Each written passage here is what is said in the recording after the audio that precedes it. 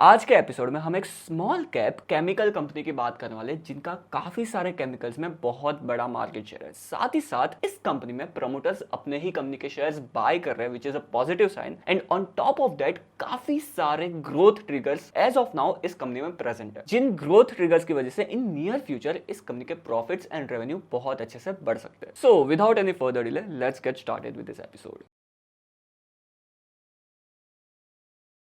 Hello guys, my name is Pratik. I hope you are doing well. And जिस company की मैं बात कर रहा हूँ उसका नाम हो जाता है विष्णु केमिकल्स लिमिटेड। नाउ इस कंपनी के बारे में मैंने रिसेंटली अपने कम्युनिटी मेंबर्स के साथ डिस्कस भी किया था and I told that there are some growth triggers जिसकी वजह से ये कंपनी मुझे इंटरेस्टिंग लग रही है and that's why I am studying Vishnu chemicals limited right now and I will come up with the video soon. And as promised आज मैं ये वीडियो लेके आ रहा हूँ आप सबके लिए, जहां पर अगर हम विष्णु केमिकल्स की बात करें तो फिलहाल कंपनी 2700 करोड़ के मार्केट कैपिटलाइजेशन के आसपास ट्रेड कर रही है। फिलहाल कंपनी का पी रेशियो हो जाता है 23 टाइम्स के आसपास। नाउ सिर्फ पी रेशियो को देख के हम नहीं डिटरमाइन कर सकते कि क्या कंपनी का वैल्यूएशन सस्ता है या फिर महंगा, but at the end of the video I will discuss the valuation as well in detail, जहां पर आपको एक आइडिया आ जाएगा कि फिलहाल क्या कंपनी सस्ते प्राइस पे ट्रेड कर रही है या फिर महंगे प्राइस पे। बट फिलहाल कंपनी का पीए चल रहा है 23 टाइम्स के आसपास। कंपनी की बैलेंस शीट काफी स्ट्रॉग है एंड फाइनेंशियल्स भी काफी स्ट्रॉग दिख रहे हैं, जहां पर आरओसी हो जाता है कंपनी का 20% के आसपास, आरओई हो जाता है कंपनी का 18.1% के आसपास। एंड यहां पर आप देख सकते हो दैट प्रमोटर्स होल्डिंग में फिलहाल कंपनी के प्रमोटर्स ने अपने ही कंपनी के शेयर्स खरीदे, जहां पर प्रमोटर होल्डिंग 68.36% से बढ़ के 69.21% हो गई है। नाउ सबसे पहला क्वेश्चन ये आ जाता है दैट कंपनी करती क्या है, कंपनी का बिजनेस क्या है। सो ये company as name suggest it's a chemical company, जहां पर कंपनी दो केमिकल्स को मैन्युफैक्चर करने में, उनको प्रोसेस करने में बहुत ज्यादा एक्सपर्टीज रखती है। एंड वो दो केमिकल्स का नाम हो जाता है क्रोमियम एंड बेरियम, जहां पर क्रोमियम केमिकल्स में कंपनी का 60% मार्केट शेयर हो जाता है एंड बेरियम केमिकल्स में कंपनी का 40% मार्केट शेयर हो जाता है। Now most of us are not a chemical engineers and we don't have like in depth knowledge about these chemicals. If you are one of them please let us know in the comment section below. ये बहुत ही ज्यादा help करेगा मुझे and इस community को भी। But यहाँ पर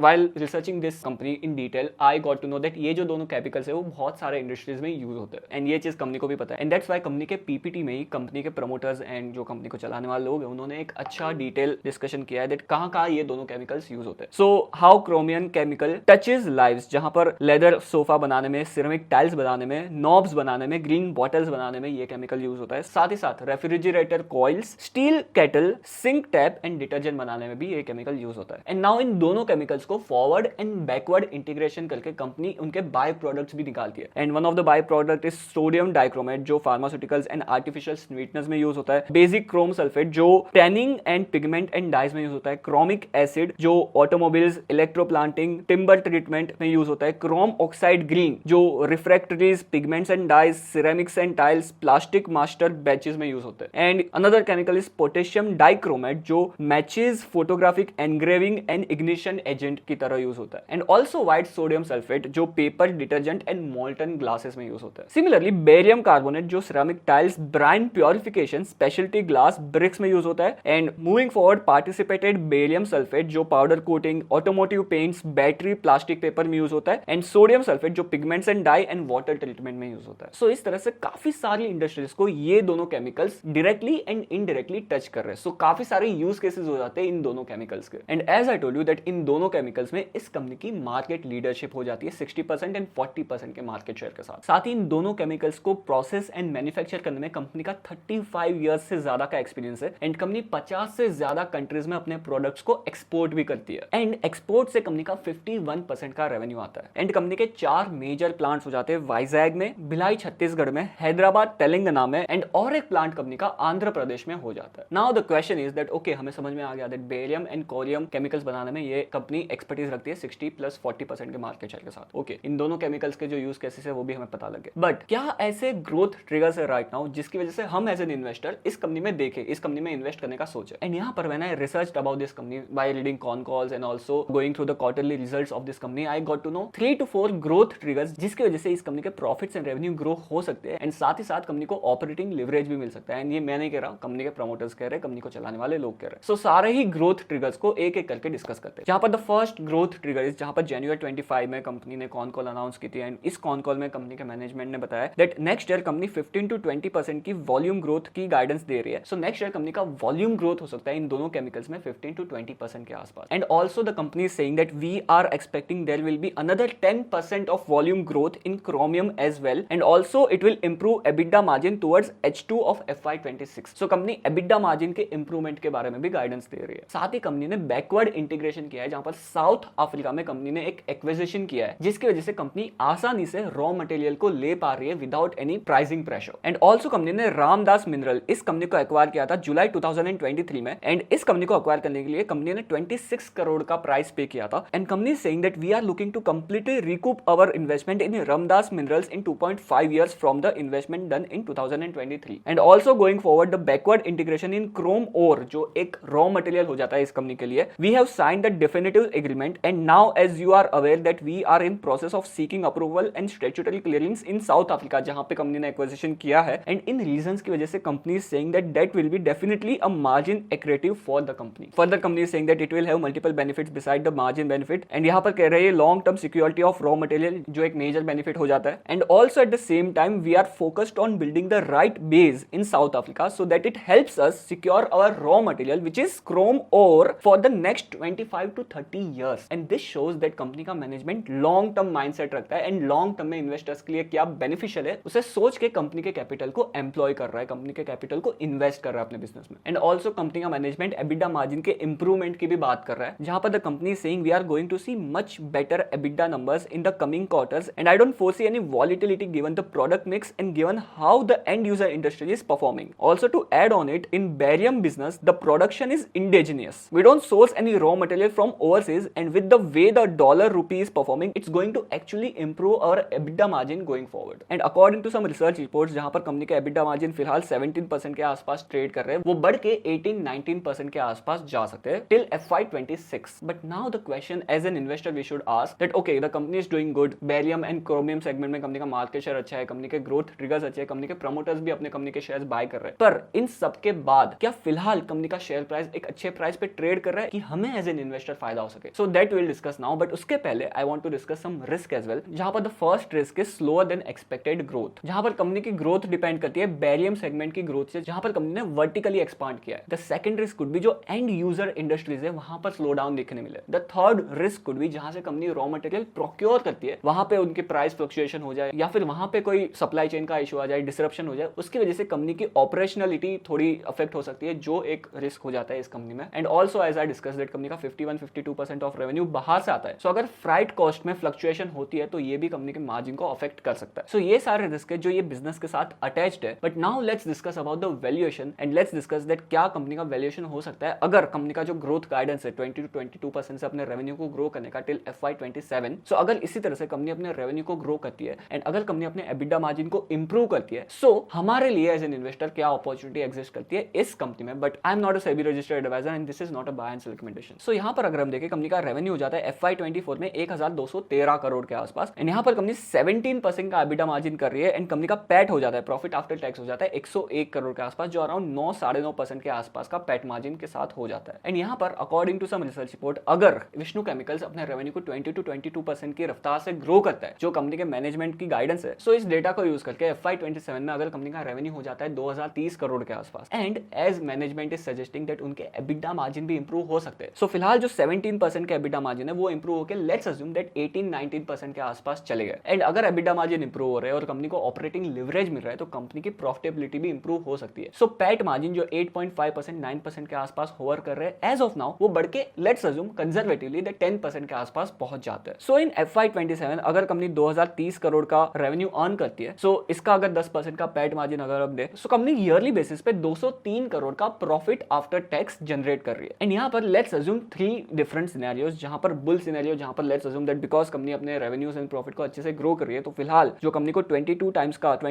का पी मल्टीपल दे रहा है मार्केट, वो बढ़ के लेट्स अज्यूम हो जाता है 30 टाइम्स के आसपास। Also in the second place we will take the base scenario as well, that company का जो पी रेशियो वो इसी रेंज में ट्रेड करता है एंड 25 टाइम्स के आसपास चला जाता है। And in the third scenario will take the bear scenario, जहां पर मार्केट कंपनी को कम पी दे रहा है, even though the growth is good, but कम पी दे रहा है एंड कंपनी का पी रेशियो हो जाता है 20 टाइम्स के आसपास। सो इन तीनों सिनेरियो को अगर हम ले, तो अगर हम बेयर सिनेरियो ले, कंपनी को अगर 20 टाइम्स का पी मल्टीपल देता है FY27 में, सो कंपनी का मार्केट कैपिटलाइजेशन हो जाएगा 4060 करोड़ के आसपास, जो फिलहाल 2600 करोड़ के आसपास ट्रेड कर रहा है। अगर हम बेस सिनेरियो ले, जहां पर company let's assume that market company को 25 टाइम्स का पी रेशियो दे रहा है इन FY27 के प्रॉफिट पे, तो कंपनी का मार्केट कैपिटलाइजेशन हो जाएगा 5100 करोड़ के आसपास। एंड अगर let's assume that company market को बुल सिनेरियो में 30 टाइम्स का पी रेशियो दे, सो कंपनी के FY27 के पैट पे मार्केट दैट अगर 30 टाइम्स का पी रेशियो दे रहा है, सो कंपनी का मार्केट कैपिटलाइजेशन बढ़ के हो सकता है 6100 करोड़ के आसपास। एंड यहाँ पर कंपनी फिलहाल as I told you 2600 crore के आसपास ट्रेड कर रही है। सो यहाँ पर बेयर सिनेरियो में 14.98% तक का CAGR रिटर्न बन सकता है in next 3 years. In base scenario 23.76% का CAGR रिटर्न बन सकता है एंड इन बुल सिनेरियो 31% के आसपास का CAGR रिटर्न बन सकता है, डिपेंडिंग ऑन दैट जो ये स्टोरी मैंने आपको बताई है पूरे वीडियो में वो क्या पैन आउट होती है या फिर नहीं in next few years. And this is our job as an investor कि ये सारी चीजों को हम ट्रैक करते रहे। And I will be of course tracking this company and जो भी अपडेट्स होते रहते हैं वो मैं अपने कम्युनिटी मेंबर्स के साथ डिस्कस करता रहूंगा। So if you are interested you can click the join button down there to access that community. On that note, thank you for watching this episode. For more such kind of videos subscribe to this channel and मिलते हैं next episode में। तब तक के लिए